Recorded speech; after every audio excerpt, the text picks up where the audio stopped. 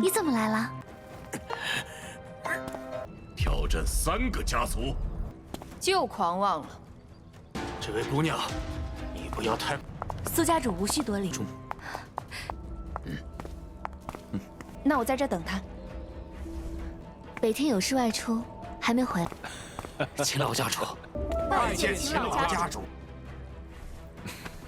苏叔叔不用担心，苏家秦老家主，这面子是自己挣的。既然你苏家找死。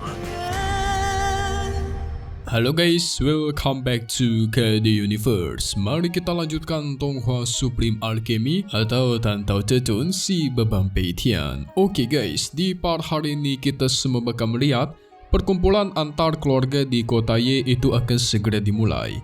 Peitian juga menantang ketiga keluarga besar untuk bertarung melawannya guys. Wow, kok bisa nih?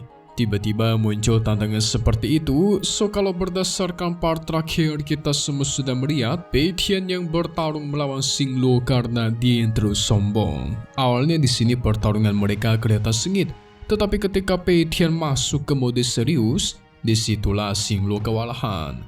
Berkali-kali dia dihempaskan dan terakhir Peitian menggunakan pedang api dan esnya untuk menghajarnya habis-habisan. Dan pada akhirnya pertarungan ini dimenangkan oleh Abang Peitian guys. Bahkan di sini dia menawarkan kepada Xingluo kalau dia bisa mengajarinya teknik-teknik pedang yang benar. Akan tetapi Xingluo harus membantunya dalam melindungi keluarga Su. Dari situlah Xingluo menyatakan setuju. Di sisi lain sang ayah yang sudah sampai ke kota Ye dan disambut oleh Qinglian. Tapi pada saat mereka sampai di arena keluarga Mo, dia langsung diremehkan guys.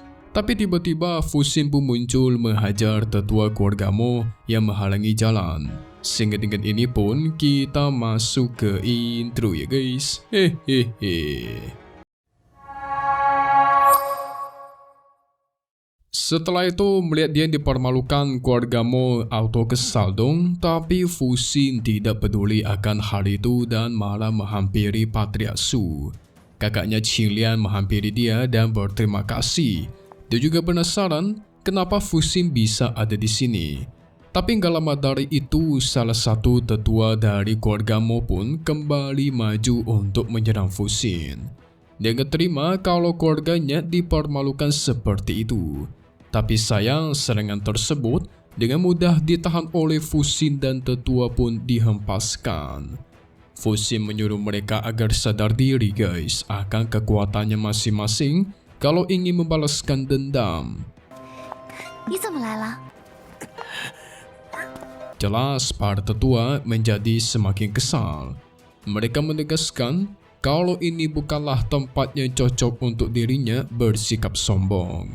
Tapi Fu Xin lagi-lagi nggak peduli akan nasihat tersebut. Soalnya gak bakal ada orang yang lebih kuat dari dia di sini guys. Anjay. Keluarga Han yang terprovokasi dia pun maju, menduga kalau Fu Xin sengaja pengen menyinggung ketiga keluarga besar. Dan bener aja, Fu Xin malah balik menantang. Kalau semisal ada yang gak terima, silakan maju untuk melawannya. Itu membuat keluarga Han merasa emosi dan bersiap untuk bertarung. Tapi nggak lama dari itu, tiba-tiba pemilik pavilion Ling Pao yaitu Meiya pun muncul guys. Alhasil semua keluarga yang ada di sana pun menghampirinya dan memberikan hormat.挑战3个家族，就狂妄了。这位姑娘，你不要太…… Sama halnya dengan sang ayah Peitian, dia juga langsung memberikan hormat sama dia. Tapi beda sama yang lain guys. Meiya langsung menghampirinya dan menyuruhnya agar nggak usah sesopan itu. Soalnya menurut dia, keluarga Su itu berbeda dengan keluarga sampah lainnya. Hehe, dibela kan? Setelah itu Meiya pergi untuk mengisi tempat duduknya. Meiya yang bertingkah seperti itu membuat keluarga Han yang tadinya ngotot sama Fu Xin sekarang jadi nggak berani guys.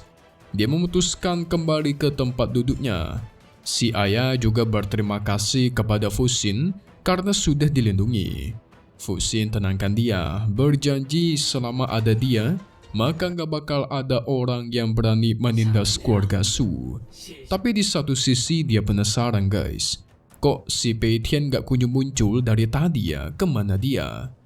苏家主无需多礼。 Si kakak menjelaskan Pei Tian sedang dalam perjalanan karena memiliki sebuah urusan. Jadi dia pastikan Pei Tian akan muncul nanti. Karena mendengar itu, Fu Xin pun memutuskan untuk berada di sini bersama keluarga Su sebentar. Pada akhirnya mereka pun ke ujung arena untuk duduk. Melihat mereka berjalan, sebenarnya keluarga Mo masih nggak terima guys. Kan udah dipermalukan kemarin dan hari ini. Sebenarnya dia juga bingung, kok si keluarga Su bisa memiliki orang yang sekuat itu. Tapi keluarga Han tenangkan dia dan nasihati agar nggak usah takut. Karena dalam pertemuan keluarga kali ini, pasti keluarga Su akan dihilangkan dari muka bumi. Dia sama sekali tidak takut cuman hanya karena mereka memiliki satu orang kuat. Tapi keluargamu juga curiga, soalnya baru-baru ini Pei Tian itu dikenal sama semua orang. Keluarga Han tetap gak takut guys, karena nanti pasti ada orang yang bisa mengalahkannya. 那我在这等他。北天有事外出，还没回来。 Setelah itu keluarga Qin pun sudah tiba. Semua orang memberikan hormat kepada keluarga Qin. Patriark Qin juga membalas memberikan hormat kepada seluruh keluarga. Tapi ketika melihat keluarga Su, dia langsung menghampirinya guys. Yang dimana itu membuat Meiya terkejut. Ada apa nih? Kenapa tiba-tiba keluarga Qin menghampiri keluarga Su ya kan? Yang ternyata Patriark keluarga Qin ingin menyapa langsung Patriark keluarga Su alias ayahnya Pei Tian.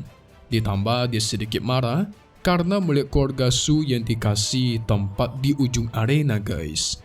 Sehingga dia menyuruh anak buahnya si Lu Shan untuk mencari tahu siapakah orang yang sudah menempatkan keluarga Su di paling belakang. 秦老家主， Mendengar itu, ayahnya Pei Tian memberikan hormat dan menenangkan sang Patriark Qin agar tidak terlalu merepotkan. Tapi Patriark Qin tidak mau guys. Karena bagi dia emang seharusnya keluarga Su itu setingkat dengan keluarga lain. Wah, baik juga keluarga Qin ya. Gak lama dari itu, Lu Shan membawa seseorang penjaga yang bernama Sui Fu. Patriark Qin langsung bertanya kenapa keluarga Su itu ditempatkan di ujung arena seperti itu. Dengan wajah yang penuh akan ketakutan, Sui Fu meminta maaf dan akan memberikan tempat lain kepada keluarga Su. 苏叔叔不用担心，苏家 秦老家主， Tapi gak lama dari itu, muncullah orang misterius yang mengatakan guys, kalau keluarga Su tidak pantas ada di sana.